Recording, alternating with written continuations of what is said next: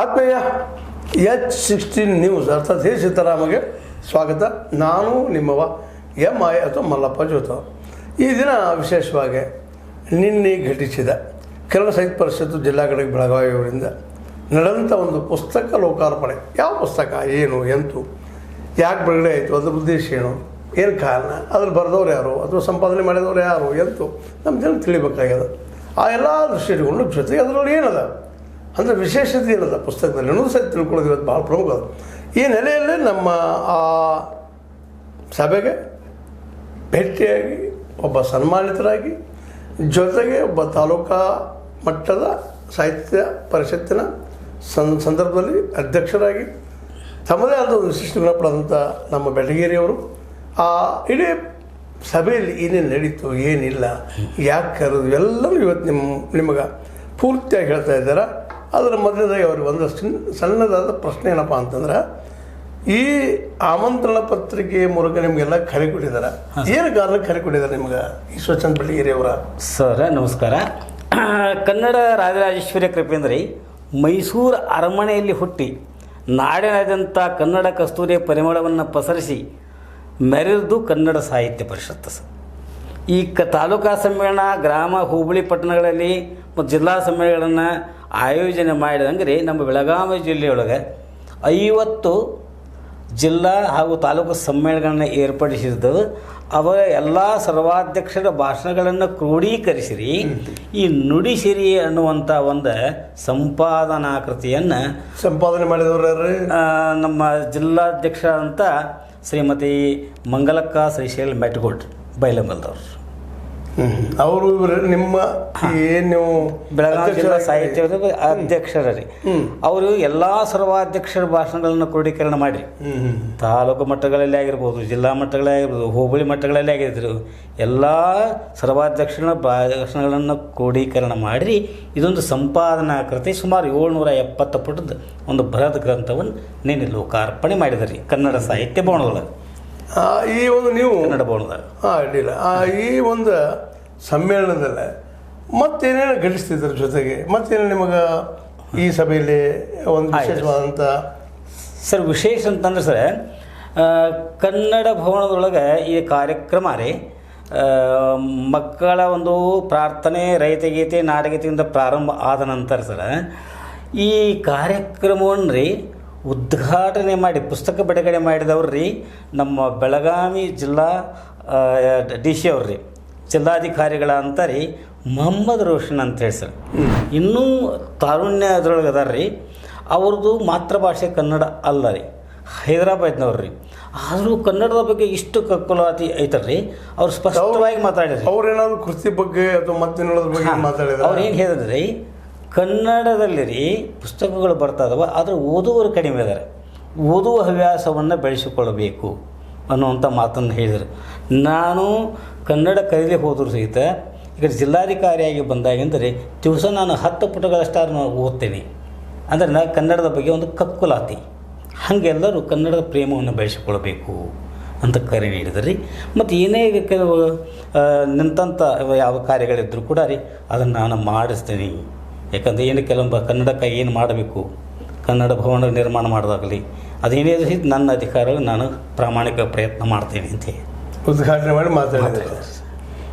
ಮತ್ತು ಇದೇ ಕಾಲಕ್ಕೆ ಇಲ್ಲೇ ವಿಶೇಷವಾಗಿ ಈ ಸಭೆಗೆ ಆಹ್ವಾನಿತರಲ್ಲೇ ಸನ್ಮಾನ್ಯ ಸರಿ ಅಂತೇಳಿ ನಮ್ಮ ಪ್ರಭಾಕರ್ ಕೋರೆ ಅವರಾಗಿರ್ಬೋದು, ಅವರು ಅಟೆಂಡ್ ಆಗಿದ್ರ? ಅವರಿಲ್ಲ ರೀ, ಯಾಕಂದ್ರೆ ಕಾರ್ಯಭಾವ ನಿಮಿತ್ತ ಬರೋಕ್ಕಾಗಲಿಲ್ಲ ರೀ. ಅದ್ರ ನಂತರ ನಮ್ಮ ಇವರು ವಿಶೇಷವಾಗಿ ಡಾಕ್ಟರ್ ಸರೋಜ್ ಕಾಟ್ಕರ್ ಅವರು ಬಂದಿರಲಿಲ್ಲ ರೀ. ಈಗ ಬಂದವರಲ್ಲೇ ಈ ಪುಸ್ತಕದ ಬಗ್ಗೆ ನಮ್ಮ ಇವರು ನಮ್ಮ ಡಾಕ್ಟರ್ ಫಕೀರ್ ನಾಯ್ಕ್ ಡಿ ಗೌಡ್ರು ಅಂತೇಳಿ ಏನು ಅವರು ಈ ಪುಸ್ತಕದ ಮೇಲೆ ಬೆಳಕು ಚೆಲ್ಲುವಂಥ ಪ್ರಯತ್ನ ಮಾಡಿದ್ದಾರೆ ಸರ್. ಈ ನುಡಿಸಿರಿ ಪುಸ್ತಕವನ್ನು ಇಷ್ಟು ಚಂದ ಅವರು ಪರಿಚಯ ಮಾಡಿದಲ್ರಿ. ಅವರು ನೇಸರಿಗೆ ಸರ್ಕಾರಿ ಪ್ರಥಮ ದರ್ಜೆ ಕಾಲೇಜಿನ ಪ್ರಾಚಾರ್ಯ ರೀ ಡಾಕ್ಟರ್ ಫಕೀರ್ ನಾಯಕ್ ಡಿ ಗಡ್ಡಿಗೌಡ್ರು ಅಂತೇಳಿ ಸರ್. ಅವರು ಸರ್ ಒಂದು ಭಾರತದ ಅತ್ಯಂತ ಪ್ರಾಚೀನ ಭಾಷೆ ಕನ್ನಡ ಅಂದರೆ ನಾಡೋಜ ಪಂಪ ಮಹಾಕವಿಯಿಂದ ರಾಷ್ಟ್ರಕವಿ ಕುವೆಂಪು ಅವರೊಂದಿಗೆ ಅನೇಕ ಕವಿ ಪುಂಗವರ್ರಿ ಹಾಂ ಸರ್ ಮುಂದೆ ಶ್ರೇಷ್ಠ ಸಾಧಕರು ಕಲಾವಿದರು ದಾಸವರೇಣ್ಯರು ಸಾಧು ಸಂತರು ಶರಣರು ನೀಡಿದಂಥ ಸಾಹಿತ್ಯ ಅಮೂಲ್ಯ ಅಂಥೇಳಿ ಅದನ್ನು ಪರಿಚಯ ಮಾಡಿದ್ರಿ. ಜೊತೆಗೆ ಸರ್ ಜಗತ್ತಿನಲ್ಲಿ ದೈವಿಕ ಜ್ಞಾನದಷ್ಟು ಶುದ್ಧೀಕರಣವಾದದ್ದು ಬೇರೆ ಯಾವುದೂ ಇಲ್ಲ. ಅದಕ್ಕೆ ಹೇಳ್ತಾರೆ ಸರ್, ನಹಿ ಜ್ಞಾನೇ ಸದೃಶ್ಯಂ ಪವಿತ್ರಮಿಹಂ ವಿದ್ಯತೆ ತತ್ ಸ್ವಯಂ ಯೋಗ ಶಿವ ಸಿದ್ಧಿ ಕಾರ್ಯಣಾತ್ಮಿ ವಿದಂತಿ ಅಂತಂದ್ರೆ ಸರ್, ಕನ್ನಡ ಶ್ರೀಮಂತ ಭಾಷೆ ರೀ. ಈ ಸಾಹಿತ್ಯಕ್ಕೆ ರೀ ಪೂರ್ವದ ಸಂಸ್ಕೃತ ಪ್ರೇರಿತವಾಗಿ ಹಳೆಗನ್ನಡ, ನಡಗನ್ನಡ, ಹೊಸಗನ್ನಡ ಸರ್, ಹಾಗೆ ರೀ ಭಾಷಾ ವ್ಯವಸ್ಥೆಗಳಂಥ ವಚನ ಸಾಹಿತ್ಯ, ಚಂಪೂ ಕಾವ್ಯ, ರಗಳೆ, ಷಟ್ಪದಿ, ತ್ರಿಪದಿ, ಮುಂದ್ರಿ ಚೌಪದಿ, ಸಾಂಗತ್ಯ, ಕೀರ್ತನ, ಶತಕ, ಅಷ್ಟಕ, ತಾರಾವಳಿ ಇವು ಗದ್ಯ ಪ್ರಕಾರಗಳನ್ನ ಎಲ್ಲ ಸೇರಿಕೊಂಡ್ರಿ ಈ ಕನ್ನಡ ಭಾಷೆ ಶ್ರೀಮಂತ. ಅದಾಯ್ತು, ಸರಿ ಅವರೇ ಹೇಳಿದ್ದು. ನಮಗೆ ಬೇಕಾದಂಥ ಮುಖ್ಯ ಉದ್ದೇಶ ಏನಪ್ಪಾ ಅಂದ್ರೆ ಇವ್ರು ಸಂಪಾದನೆ ಮಾಡಿದ್ದಾರೆ, ಅದರಲ್ಲಿ ಮುಖ್ಯವಾಗಿ ಅವರಿಗೆ ಆಕರ್ಷಿತವಾದಂಥ ಭಾಷಣಗಳು ಹಾಂ ಸರ್. ಅದರಲ್ಲಿ ಸರ್ ಜಿಲ್ಲಾಧ್ಯಕ್ಷರು ಮಾಡಿದಂಥ ಭಾಷಣಗಳು ರೀ, ನಂತರ ತಾಲೂಕಾ ಅಧ್ಯಕ್ಷರು ಮಾಡಿದ ವಿಶೇಷವಾಗಿ ಸರ್ ಆಯಾ ಸ್ಥಳಗಳಿಗೆ ಅನುಗುಣವಾಗಿ ರೀ ಅವರು ಇತಿಹಾಸವನ್ನು ಹೆಕ್ಕಿ ತೆಗೆದಾರೆ ರೀ. ಯಾಕಂದ್ರೆ ಸರ್ ಈ ಒಂದೊಂದು ಪ್ರದೇಶಗಳಿಗೆ ಕಿತ್ತೂರೊಳಗೆ ಆದದ್ದು ಅಲ್ಲಿ ಕೆಲವೊಂದು ಪಾಸಿಗಳನ್ನ ಚೆನ್ನಮ್ಮನ ಇತಿಹಾಸ ಆಗಲಿ, ಬೆಳವಡಿ ಮಲ್ಲಮ್ಮನ ಇತಿಹಾಸ ಆಗಲಿ, ಸೌದತ್ತೊಳಗೆ ಇದು ಎಲ್ಲಮ್ಮನದಾಗಲಿ, ಒಟ್ಟಾರೆ ಆಯಾ ತಾಲೂಕುಗಳಲ್ಲಿ ತಾಲೂಕಾಧ್ಯಕ್ಷರು ಮಾಡಿದರೆ ತಮ್ಮ ತಾಲೂಕಿನಲ್ಲಿರ್ತಕ್ಕಂಥ ಪರಿಚಯ ಜೊತೆಗೆ ಅದು ಅಲ್ಲೇ ಒಂದು ವಿಶೇಷತೆಯನ್ನು ನಮಗೆ ತಿಳಿಸಿದ್ದಾರೆ. ಹಿಂಗೆ ಎಲ್ಲ ಸರ್ವಾಧ್ಯಕ್ಷರು ಏನು ಮಾಡ್ಯಾರ ಸರ್, ತಮ್ಮ ಒಂದು ನೆಲೆಯಲ್ಲಿ ತಮ್ಮ ಒಂದು ತಾಲೂಕುಗಳಲ್ಲಾಗಲಿ ಜಿಲ್ಲೆಗಳಲ್ಲಾಗಲಿ ಹಾಂ ರೀ ಪ್ರದೇಶಗಳಲ್ಲಿರ್ತಕ್ಕಂಥ ರೀ ನಮಗೆ ಕಾಣದೇ ಇರತಕ್ಕಂಥ ಕೆಲವೊಂದು ಸಂಗತಿಗಳನ್ನು ಇದ್ರಾಗ ಇಟ್ಟಿದ್ದಾರೆ ರೀ. ಅದನ್ನೆಲ್ಲ ಇವ್ರು ಏನು ಮಾಡಿದ್ರಿ, ಪರಿಚಯಿಸಿದ್ರು ಸರ್. ನಿಮ್ಮ ಸುಮಾರು 770 ಪುಟಗಳ ಬೃಹತ್ ಗ್ರಂಥವನ್ನು ಒಂದು 40 ನಿಮಿಷನಾಗ ಪರಿಚಯ ಮಾಡಿದ್ರು ಸರ್. ಭಾಳ ಚೆಂದಾಗಿ ಪರಿಚಯ ಮಾಡಿದ್ರು ಸರ್. ಆಣಿಯನ್ನು ಕನ್ನಡಿಯಲ್ಲಿ ತೋರಿಸಿದ್ರು. ಹಾಂ, ಕರಿಯು ಕನ್ನಡಿಯೋಳು ಅಡಗಿದಂತೆ ಅನ್ನಂಗ್ರಿ ತೋರಿಸಿದ್ರು ಸರ್. ಅದು ಚಂದ ಮಾತಾಡಿದ್ರು ಸರ್, ಒಳ್ಳೆಯದು ಸರ್. ಮತ್ತೆ ಇದರ ಬದಲಾಗಿ ಪ್ರಾಸ್ತಾವಿಕವಾಗಿ ಮಂಗಲಾ ಮೆಟ್ಗೂಡ್ ಅವರು ಮಾತಾಡಿದ್ದಾರೆ. ಹೌದು ಅಲ್ಲ, ಏನು ಮಾತಾಡಿದ್ರು ಅವರು, ಏನು ಟೆಸ್ಟ್ ಕೊಟ್ಟರು ಸರ್? ಕನ್ನಡಿಗ ಕರ್ನಾಟಕದ ಒಂದು ಸೇವಾಬುದ್ಧಿಯಾಗಿರಿ ನಮ್ಮ ಕನ್ನಡಿಗರು ನಾವು ಭಾಳಷ್ಟು ಕಾಳಜಿ ವಹಿಸಬೇಕು. ಕನ್ನಡ ಸಾಹಿತ್ಯ ಪರಿಷತ್ನೊಂದಿಗೆ ಎಲ್ಲರೂ ಕೈಗೂಡಿಸಬೇಕು. ಯಾಕಂದ್ರೆ ಕನ್ನಡ ಕುರಿತರು ಸರ್ ಎಲ್ಲರಿಗೂ ಅಭಿಮಾನ ಇರ್ತಾರೆ, ಆದರೆ ಕಾರ್ಯಪ್ರವೃತ್ತಿ ಆಗೋದು ಭಾಳ ಕಡಿಮೆ ರೀ. ಮೊದಲು ಅವ್ರು ಏನಾದರೂ ವಿಶೇಷವಾಗಿ ಈಗ ನೀವು ಜಸ್ಟ್ ಮಾತಾಡಿದ್ರಿ ಮೊಹಮ್ಮದ್ ರೋಷನ್ ಇಲ್ಲ ಓದಬೇಕು, ನೀವು ಪ್ರವೃತ್ತಿ ಬೆಳೆಸಬೇಕು ಅನ್ನೋಂಥ ಮಾತಾಡಿದ್ರು. ಆದರೆ ಕವಿಗಳು ಓದುಗರನ್ನು ಓದಿಸ್ಕೊಂಡು ಹೋಗೋದಕ್ಕೆ ಏನು ಮಾಡಬೇಕು ಅನ್ನೋದನ್ನು ಏನಾದರೂ ಹೇಳಿದ್ರ ಸರ್? ಅವರು ಏನಂತಂದ್ರೆ ಕವಿಗಳಾದವರು ಕೂಡ ರೀ ಇದೊಂದು ತಪಸ್ಸು ಮಾಡಿದಾಗ ಅವರು ಅಧ್ಯಯನ ಮಾಡಬೇಕು ಸರ್. ಒಂದು ಕಾವ್ಯ ಹೊರಗೆ ಯಾಕಂದ್ರೆ ನಿಮ್ಮ ಕಾವ್ಯ ನಿಮ್ಮ ಮನದ ಮಾತ ಇನ್ನೊಬ್ಬರ ಮನಕ್ಕೆ ಹೋಗಿ ಮುಟ್ಟಬೇಕಾಗಿತ್ತು ಅಂದ್ರೆ ಅದಕ್ಕೆ ಅದರದೇ ಭಾಷೆ ಅದ, ಅದರದೇ ಆದಂಥ ಭಾವನೆಗಳಿದ್ದಾವೆ, ಕಲ್ಪನೆ ಅವೆಲ್ಲ ಕೂಡಿಸಿ ಮಾಡಿದಾಗ ಓದುಗ ಅದು ಓದಾಕ್ ಬಂದವಾಗ ಓದಾಕ್ ಬರ್ದವಂತ ಪ್ರಶ್ನೆ ಇಲ್ಲ. ಆದ್ರೆ ನಮ್ಮಲ್ಲಿ ಜನಪದ ಕಾವ್ಯ ಹೆಂಗದಲ್ಲ, ಓದಕ್ ಬರ್ದೇ ಇದ್ರು ಸಹಿತ ಅವ್ರ ಮನಸ್ಸು ಸೆಳೆಂತ ಕಾವ್ಯ ಅವ್ರಿದ್ದಾಗ ಅವರೆಲ್ಲ ಅಷ್ಟು ಮಾಡ್ಬಂದ ನೀವೆಲ್ಲ ಓದಿ ಮಾಡಿ ಕವಿತ್ವವನ್ನು ಹೇಳ್ಬೇಕು ಅನ್ನುವಂಥವ್ರು ಅವ್ರ ಮನಸ್ಸು ಸೆಳೆಂತ ಕಾವ್ಯವನ್ನು ಬರೆಯುವ ಶಕ್ತಿ ನಿಮ್ಮಲ್ಲಿ ಇಲ್ಲ ಏನು ಅಂತ ಒಂದು ಪ್ರಶ್ನೆ ಅದ. ಇದೆ ಸರ್. ನೋಡಿ ಸರ್, ನಿಮಗೆ ಗೊತ್ತಿರುವಂತೆ ಸರ್ ನಮ್ಮ ನಾಡಿನ ಶ್ರೇಷ್ಠ ಸಾಹಿತ್ಯವಂತ ಶ್ರೀ ಜಿ ನಾರಾಯಣ ಅವರಂದ್ರಿ ಅಂದರೆ ಜಿಲ್ಲಾ ಸಾಹಿತ್ಯ ಸಮ್ಮೇಳನಗಳು ಎಲ್ಲ ತಾಲೂಕು ಸಮ್ಮೇಳನಗಳು ಬಂದಾಗ ರೀ ಬರೆಯುವಂಥ ಒಂದು ಮನೋವೃತ್ತಿ ಕೂಡ ಸರ್ ಹೆಚ್ಚಿಗೆ ಆಯ್ತು ರೀ. ಯಾಕಂದ್ರೆ ಜನರಿಗೆ ಇಂಥ ಒಂದು ನಾವು ಭಾಗವಹಿಸಬೇಕು, ಕನ್ನಡದನ್ನು ಎತ್ತಿ ತೋರಿಸ್ಬೇಕಂತೇಳಿ ಏನು ಮಾಡಿದ್ರು. ಹಂಗಾರಿ ಕನ್ನಡದ ಸ್ವಾಮಿಗಳಂದರೆ ಪ್ರಖ್ಯಾತ ಗದಗದ ಡಂಬಳದ ತೋಂಟದಾರಿ ಮಠದ ಪೂಜ್ಯ ಶ್ರೀ ಯಾರೀ ಸಿದ್ಧಲಿಂಗ ಮಹಾಸ್ವಾಮಿಗಳು ಲಿಂಗಾಯಕ್ಕೆ ಯಾರಾದ್ರ ರೀ, ಈಗ ಸಿದ್ದರಾಮ ಸ್ವಾಮಿಗಳು ಬಂದಿದ್ದಾರೆ ರೀ. ಅವ್ರು ಒಂದು ಮಾತು ಹೇಳ್ತಾರೆ, ಮನ್ಯಾಗ ದನಕಾರ ಇರ್ತಾವ್ರಲ್ಲ ಆ ಹೈನಿದ್ದಂಥ ಮನೆಗಳು ಹೆಪ್ಪನ್ನು ಜಪ್ಪಿಸಿಡ್ತಾರೆ ರೀ, ಹೆಪ್ಪು ಬೇಕಿರಲ್ಲ. ಹಂಗೆ ಸದಾ ಮಳೆಯಲ್ಲಿ ನಡೆಯುವಂಥ ಮಲೆನಾಡಿದಾಗ ರೀ ಬೆಚ್ಚಗಾಗಿರಕ್ಕೆ ಬೆಂಕಿ ಅದು ಕಾದಿಡ್ತಾರೆ, ಬೆಚ್ಚಗೆ ಬೇಕಂತೇಳಿ.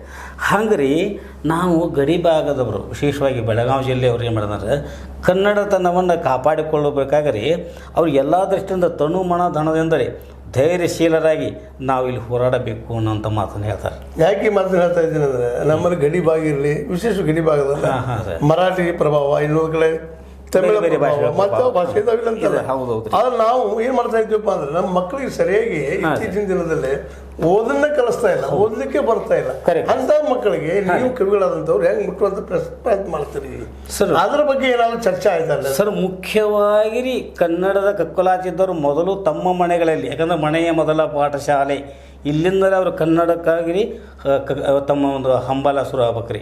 ಯಾಕಂದರೆ ಆಡುವುದು ಒಂದು ಮಾಡುವುದು ಇನ್ನೊಂದು ಆಗಬಾರ್ದು ರೀ. ಕನ್ನಡತನವನ್ನು ಮೊದಲು ನಾವು ಕವಿಗಳಾದವರು, ಸಾಹಿತಿಗಳಾದವರು, ಶಿಕ್ಷಕರಾದವರು, ಕನ್ನಡಿಗರಾದವರು ನಮ್ಮ ಮನೆಯೊಳಗೆ ಮಕ್ಕಳಿಗೆ ಕಲಿಸ್ಬೋದು. ಆದರೆ ಮುಂದೆ ಅದೇ ತಾನೇ ತಾನಾಗಿ ಅಭಿವೃದ್ಧಿ ಆಕತ್ರಿ. ಇನ್ನೊಂದು ಇಲ್ಲಿ ಬರ್ತದೆ. ಹಾಂ ಸರ್. ಏನಪ್ಪ ಅಂದ್ರೆ ಯಾವ ಭಾಷೆ ಹೊಟ್ಟೆಗೆ ಹಾಕ್ತದನೋ ಬದುಕಿಸ್ತದನೋ ಅದು ಜೀವಂತಿಕೆ ಪಡಿತದೆ. ಇದು ಸಾಮಾನ್ಯವಾಗಿ ನಂಬಿಕೆ ಇದೆ.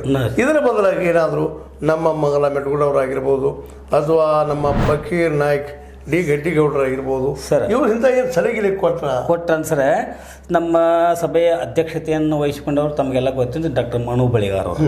ಅವರಿಗೆ ತಮಗೆಲ್ಲ ಚಿರಪರಿಚಿತರ ಅಂತವ್ರು. ಅವರು ಹೇಳಿದ್ರಿ, ನಾವು ಕನ್ನಡ ಭಾಷೆಯನ್ನು ಪ್ರೀತಿಸಬೇಕು, ಕಲಿಬೇಕು ಮತ್ತು ಉದ್ಯೋಗಿಗಳಾಗ್ಬೇಕಾದ್ರೆ ಇಲ್ಲಿ ಏನಿರ್ತಂದರೆ ಕನ್ನಡ ನಮ್ಮ ಬೇರೆ ಬೇರೆ ಇದರಿಂದ ನಮ್ಮ ಇಲ್ಲಿ ಉದ್ಯೋಗೀಕರಣ ಕೆಲವು ಇಂಡಸ್ಟ್ರೀಸ್ ಇರ್ತಾವಲ್ಲ ಅವು ಇಲ್ಲಿ ಬರಬೇಕು ರೀ. ಅಲ್ಲಿ ಕನ್ನಡಿಗರ ಪ್ರಾಶಸ್ತ್ಯ ಸಿಗಬೇಕು. ಅಂದಾಗ ಏನಾಯ್ತಂದ್ರೆ ಕನ್ನಡ ಕಲಿತವ್ರಿಗೆ ಆದ್ಯತೆ ಸಿಕ್ಕಾಗ ಮಾತ್ರ ಒಂದೇ ಅಲ್ಲ, ಇನ್ನೊಂದ್ರ ಬಗ್ಗೆ ಅವರು ಎಲ್ಲರೂ ಇಲ್ಲಿ ಮಾತಾಡ್ತಾ ಇಲ್ಲ ಅಂತ ಮಾತಾಡೋ ಗೊತ್ತಿಲ್ಲ ನನಗೆ. ಯಾಕಂದ್ರೆ ಇಂಡಸ್ಟ್ರಿ ಎಲ್ಲರಿಗೂ ಕೊಡ್ಲಿಕ್ಕೆ ಎಲ್ಲರಿಗೂ ಕೊಡ್ಲಿಕ್ಕೆ ಸೃಷ್ಟಿ ಮಾಡ್ಲಿಕ್ಕೆ ಸಾಧ್ಯ ಇಲ್ಲ. ಇಂಡಸ್ಟ್ರಿ ನಮ್ಮಲ್ಲಿ ಉದ್ಯೋಗ ಸೃಷ್ಟಿ ಮಾಡೋದು ಯಾವ್ದಪ್ಪ ಅಂದ್ರೆ ಅಗ್ರಿಕಲ್ಚರ್, ಒಕ್ಕಲ್ತನಕ್ಕೆ ಮಾರ್ಕೆಟ್ ಇಲ್ಲ. ಹೌದು ಹೌದ್ರಿ. ಈ ಮಾರ್ಕೆಟ್ ಇಲ್ಲ ಅನ್ನೋದನ್ನ ಇವರು ಗೌರ್ಮೆಂಟ್ ಗೊತ್ತಾಗ ಮಾಡಿ ಹೇಳ್ಬೇಕಲ್ಲ ಅಧಿಕಾರಿಗಳೆಲ್ಲ. ಇವರು ಅದನ್ನಂತೂ ಸರ್ ಆ ದಿಶೆಯಲ್ಲಿ ನಾನು ಕೇಳ್ತಾ ನೀವೇ ಹೇಳ್ತಾ ಕೇಳಿ ಪೂರ ಕೇಳಿ. ಆ ದಿಶೆಯಲ್ಲಿ ನಮ್ಮ ಮನು ಬಳಗಾರವರಾಗಿರ್ಬೋದು, ಮೊಹಮ್ಮದ್ ರೋಷನ್ ಅವರಾಗಿರ್ಬೋದು, ಈ ದಿಶೆಯಲ್ಲಿ ರೈತಗ ಅವ ಬೆಳೆದ ಬೆಳೆಗೆ ಮಿನಿಮಮ್ ರೇಟ್ ಕೇಳ್ತಾ ಇದ್ದಾನೆ ರೈತ. ಅದನ್ನು ಮಾಡಿಕೊಟ್ರೆ ಒಂದು ಹೊಲದಿಂದ ಮಿನಿಮಮ್ ಒಂದು 10-20 ಮಂದಿ ಬದುಕ್ತಾ ಇರ್ತಾರೆ. ಅಲ್ಲಿ ಕೂಲಿ ಮಾಡೋರು ಮತ್ತು ಉಳಿದವರು ಅವ್ರು ಒಳ್ಳೆ ಪೇಮೆಂಟ್ಗಳಾಗಿ ನಮ್ಗೆ ಸಾಧ್ಯ ಆಗ್ತದೆ ರೈತಗೆ. ಅವ್ನು ಬೆಳೆದ ಬೆಳೆಗೆ ಬೆಲೆನೇ ಇಲ್ಲ ಅಂದರೆ, ಅಲ್ಲಿ ಹೊಟ್ಟೆ ತುಂಬಲಿಲ್ಲ ಅಂದರೆ ಹೊಟ್ಟಿಗೆ ಹಿಟ್ಟಿಲ್ಲದೆ ಜುಟ್ಟಿಗೆ ಮಲ್ಲಿಗೆ ಕಟ್ಕೊಳಕ್ಕೆ ಯಾರು ಮುಂದೆ ಬರ್ತಾರೋ? ನೀವು ಹೇಳುವಂಥ ಈ ಸಂಗತಿಗಳನ್ನು ಸರ ಸಾಹಿತಿಗಳಾದರೂ ಪ್ರತಿಯೊಂದು ಸಭೆಯೊಳಗೆ ಚಿಂತನೆ ಮಾಡಿ ನಿರ್ಣಯಗಳನ್ನು ತಗೊಂಡು ಸರ್ಕಾರಕ್ಕಂತೂ ಕಳಿಸ್ತಾರೆ ಸರ್. ಅದು ನಿಮ್ಮ ಒಳಗಿನ ಹೊಟ್ಟೆಯ ಸಂಕಟ ಅದರಲ್ಲ, ಅದು ಅವರಿಗೂ ಅದ ರೀ. ಯಾಕೆ ಆದ್ರೆ ಅವು ನಿರ್ಣಯಗಳು ಇಂಪ್ಲಿಮೆಂಟ್ ಆಗ್ಬೇಕು. ಅಂದ್ರೆ ಇದು ಸರ್ ಕೇವಲ ಸಾಹಿತಿಗಳಿಂದಷ್ಟು ಆಗುವಂಥ ಕೆಲಸ ಚರ್ಚೆ ಆಯ್ತು. ಚರ್ಚೆ ಆಯ್ತು ರೀ, ಚರ್ಚೆ ಆಯಿತು. ಇದಕ್ಕೆ ರೀ ನಮ್ಮ ನೀವು ಹೇಳ್ತಾ ಇದ್ರು ನಿಜವಾಗಿಯೂ ಆಗೈತೆ ರೀ, ಆಗೈತಿ. ಮತ್ತು ಇದಕ್ಕೆ ಅದು ಹೇಳಿದ ಮತ್ತೇನಂತಂದ್ರೆ ಇದು ಅದು ಕಾರ್ಯ ಪ್ರವೃತ್ತಿ ಆಗಬೇಕಾದವರು ಮತ್ತು ರಾಜಕೀಯ ವ್ಯಕ್ತಿಗಳನ್ನು ಇದು ಬೇಕಾಗತ್ತೆ ರೀ. ಎರಡೂ ಕೈ ಕೂಡಿದಾಗನ ಒಂದು ಕೆಲಸ ಆಕೈತಿ. ಅದು ಒಂದು ನಿರ್ಣಯ ಬತ್ತಿ ಮಾತಲ್ಲಿ ಚರ್ಚೆತೂ ಆಯ್ತು ರೀ. ಅಧ್ಯಕ್ಷರಿಂದ ಸಮಾರೋಪ ಮಾಡಿದ್ರು. ಅಂದರೆ ಬೆಳೆಗಾರವರು ಅಗ್ರಿಕಲ್ಚರ್ಗೆ ಮಾರ್ಕೆಟ್ ಕೊಡಬೇಕು, ಆ ಮಾರ್ಕೆಟ್ ಬೆಲೆಗೆ ಮಿನಿಮಮ್ ರೇಟ್ ಕೊಡಬೇಕು. ಮತ್ತು ರೈತ ಇಲ್ಲಿ ಉಳಿದ್ರೆ ಯಾಕೆ ಮೇನ್ ಈ ದೇಶದ ನಾವು ಬಾಯಲ್ಲೇ ಅಂತೀವಿ ಬೆನ್ನೆಲು ಅಂತಿಲ್ಲ. ಆದ್ರೆ ಬೆನ್ನೆಲುಬನ್ನ ಅಲ್ಲಿ ಎಲ್ಲೋ ಇಟ್ಟಿಲ್ಲಲ್ಲ ಈ ಪ್ರಸಂಗದ. ಅದಕ್ಕೆ ಸರ್ಕಾರ ಮೇಲೆ ಈ ಅಧಿಕಾರಿ ಆದಂಥವ್ರಾಗಿರ್ಬೋದು ಅಥವಾ ಇವರು ತಮ್ಮ ಸಜೆಷನ್ ಕೊಡಬೇಕಾದವ್ರು ಕರ್ಮ ಧರ್ಮನ ಹೌದು. ಅವರು ನೀವು ಕೊಟ್ಟಾರ ಅಂತ ಹೇಳ್ತಿದ್ರೆ ಭಾಳ ಸಂತೋಷ. ನಿನ್ನೆ ಕೊಟ್ಟಿದ್ದಾರೆ ಸರ್, ಕೊಟ್ಟಿದ್ದಾರೆ ರೀ. ಮತ್ತು ಪ್ರೆಷರ್ ತಂದಿದ್ದಾರೆ ರೀ, ಮಾಧ್ಯಮಗಳ ಮೂಲಕ ಅದನ್ನು ಇದು ಮಾಡಿದ್ದಾರೆ ರೀ. ಇವ್ನು ನಮ್ಮ ಡಿ ಸಿ ಅವ್ರು ಸಹಿತ ರೀ ಈ ರೀತಿಯಲ್ಲಿ ಕನ್ನಡಕ್ಕೆ ಏನೇ ಬಂದು ಹಿಟ್ಟು ನಾನು ಇದು ಮಾಡ್ತೇನೆ ಅಂತೇಳಿ. ಕನ್ನಡ ಉಳಿಬೇಕಾದ್ರೆ ಕನ್ನಡಿಗ ಉಳಿಬೇಕ್ರಿ. ಕನ್ನಡ ಉಳಿಬೇಕಾಗಿದ್ರೆ ಕನ್ನಡಿಗ ಉಳಿಬೇಕು. ಕನ್ನಡಿಗ ಉಳಿಬೇಕಾದ್ರೆ ಕನ್ನಡ ಅವ್ನು ಹೊಟ್ಟೆ ತುಂಬಬೇಕು, ಅವ್ನು ಬದುಕಾಗಬೇಕು. ಅಂದ ನಿಮ್ ಕನ್ನಡ ಉಳಿತದ, ಇಲ್ಲಾಂದ್ರೆ ಕನ್ನಡ ಉಳಿದಿಲ್ಲ. ಅದೇ ಸರ್ ಕನ್ನಡ, ಕನ್ನಡಿಗ, ಕರ್ನಾಟಕ ಅಂದ್ರೆ ಅದಂತರ ಕನ್ನಡ ಇದ್ದಾಗಲ್ರಿ. ಕನ್ನಡಿಗ ಉಳಿಯುವಂತ ಪ್ರಯತ್ನವನ್ನ ಈ ದಿಶೆಯಲ್ಲೇ ಸರ್ಕಾರಕ್ಕೆ ತೋರಿಸುವಂತ ಪ್ರಯತ್ನ ಮಾಡಿದಾರ. ಇಷ್ಟು ನಾನು ಮಾಡಿದ್ದಾರೆ ಸರ್. ಬಹಳ ಚಂದವಾದ ಒಂದು ಕಾರ್ಯಕ್ರಮ ಆಯ್ತು ರೀ. ಎಷ್ಟೋ ಒಂಥರ ರೀ ಫಲಪ್ರದವಾದಂಥ ಒಂದು ಕನ್ನಡದ ಕಾರ್ಯಕ್ರಮ. ಆದ್ಮೇಲೆ ಇಲ್ಲಿಯವರೆಗೆ ನಮ್ಮ ಮಿತ್ರರಾದಂತಹ ನಮ್ಮ ಬೆಟಗೇರಿಯವರು, ಅದೇ ರೀತಿ ಸನ್ಮಾನಿತರಾದವರು ಈ ಸಭೆಯಲ್ಲಿ ಅವರಿಂಥವರಲ್ಲಿ ನಡೆದಂಥ ಘಟನೆಗಳನ್ನು ಹೇಳಿದ್ದಾರೆ. ಅದು ನಿಮಗೆ ಲೈಕ್ ಆಗಿರ್ಬೋದು. ಏನು ಮಾತಾಡಿದ್ರು ನಾನು ಕೆಲವೊಂದಿಷ್ಟು ಮಾತುಗಳನ್ನ ನಿಮಗೆ ಅತಿರೇಕ ಅನಿಸಿರ್ಬೋದು.